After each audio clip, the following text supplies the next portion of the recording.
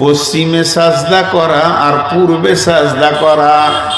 পূর্ব দিকে সাজদা করা, পশ্চিম দিকে সাজদা করে তুমি নিজেকে ইমানদার বলতে পারো না। এখানটা ইমানদারের প্রতীক নয়। তার কারণ হচ্ছে যে নবীজির জামানাতে যতগুলো মুসলমান ছিল তার থেকে মুসাল্লি বেশি ছিল।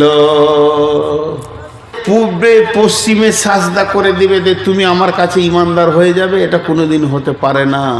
তার কারণ আজকের জামানায় মুসলমান বেশি, মুসাল্লি কম। বোঝাতে পারলাম কথাটা? মুসলমান বেশি, মুসাল্লি কম। আর রসুলের জামানায় মুসলমান কম, মুসাল্লি বেশি। তাহলে কে ঢুকতো মসজিদে? মোনাফেকরাও নামাজ পড়তো, এরা মুসলমান লয়। মুনাফেকরা মুসলমান নয়। তার মানে যদি সাহাবি ছিল 500, মুনাফেক ছিল আরও 20খানা, তারাও নামাজ পড়তো। তাহলে নামাজ পড়ে দেওয়ার নাম কিন্তু ইমানদারি নয়। তবে পূব দিকে সাজদা করা মানেটা কি?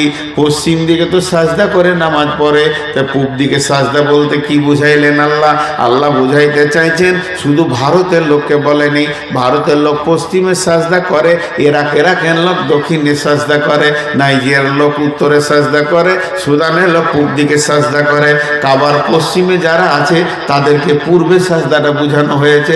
মানে সারা পৃথিবীকে আয়াতটা বোঝাচ্ছে তোরা যে কোনো দিক থেকে কাবলাকে সামনে রেখে সাজদা করে দিবি, তোদেরকে ইমানদার বলে দিব। এটা হতে পারে না। কারণ কোরআন বলছে ফাওয়াইলুল লিল মুসাল্লিন, মুসাল্লিরা জাহান্নামে যাবে। তার মানে মুসাল্লিদের মধ্যে ডুপ্লিকেট রয়েছে, অরিজিনাল নয়। সব নামাজি ইমানদার নয়, কিন্তু সব ইমানদার নামাজি। সব নামাজি ইমানদার নয়, কিন্তু সব ইমানদার নামাজি। এটা হলো ভেজাল কথা। তার কারণ এখানে তুমি কোন নিয়তে মসজিদে ঢুকেছো এটা আল্লাহকে বোঝাইতে হবে না। আল্লাহ তোর আমার থেকে বেশি ভালো বোঝে।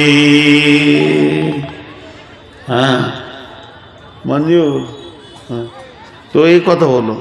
তো আল্লাহ তোর আমার থেকে বেশি ভালো বুঝে, তোর আমার থেকে বেশি ভালো বুঝে। তো আমাকে কি বোঝাবি? হাজি ভাই, একটা লোক বাজার থেকে আসছে হাঁড়ি নিয়ে, তো সাদা পাড়া আছে, ও চুন নিয়ে আসছে, চুন। তা একজন বলছে দই কত করে নিলে? চুনকে দই বলেছে, কি ভুল করে দেখতে বারাবার বলে ওইটা বলে দিয়েছে দই। চুনকে লোক ভুল করে দই বলবে, কিন্তু আলকাতরাকে কেউ বলবে? হ্যাঁ, যে নামাজ পড়ে না সে পাক্কা বেঈমান। অনেক আবার বলে নামাজ না